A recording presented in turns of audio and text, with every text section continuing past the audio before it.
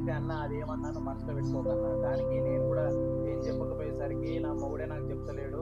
ఆయనత వీళ్ళేమైనా చేస్తారు కావచ్చు అన్న భయం ఉందన్న నాకంతే. నువ్వేం మనసులో పెట్టుకోకన్నా. నేను దాంతోని మాట్లాడతా గానీ నువ్వేం మనసులో కా పెట్టుకోకు. కాదురా శివారేయ్ ఒక మాట చెప్పన్నారా? నాకు ఆమె అన్నందుకు కోపం వత్తలేదురా. మస్తు బాధ అనిపిత్తందిరా. నాకు మంచిగా అనిపిత్తలే శివ. నువ్వన్న ఏం బాధపడకన్నా. నేను చూసుకుంటా, నేను మాట్లాడతా. ఇగో ఇది లాస్ట్ అన్న, నీ దాకా మళ్ళీ రానిక. అయినా అది బావ అన్న మర్యాద లేకుండా ఎటు పడతాడు తిట్టేదంటే నాకు బాధ అనిపిస్తుంది కానీ అన్న నువ్వైతే బేఫికర్ ఉండు, నేను మాట్లాడతా. మళ్ళీ నువ్వు నాతో మాట్లాడడం కాదు చూడే దిక్కా నువ్వు అన్న, నేను మాట్లాడతా. సరే శివ సరే.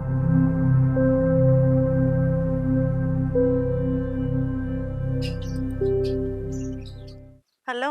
ఆ ఎక్కడున్నవే? ఏంది చెప్పు. నేనేడున్నా, ఇంటికన్నే ఉన్నా. ఏమైంది పొద్దుగాల పైసలు తీసుకొని వచ్చినాక మా అన్నని ఏమన్నవే? నేనేమన్నా పైసలు తీసుకురాని వేళ్ళ బావా అని అడిగినా. నువ్వు ఎటు పడితే అటు మాట్లాడినవట.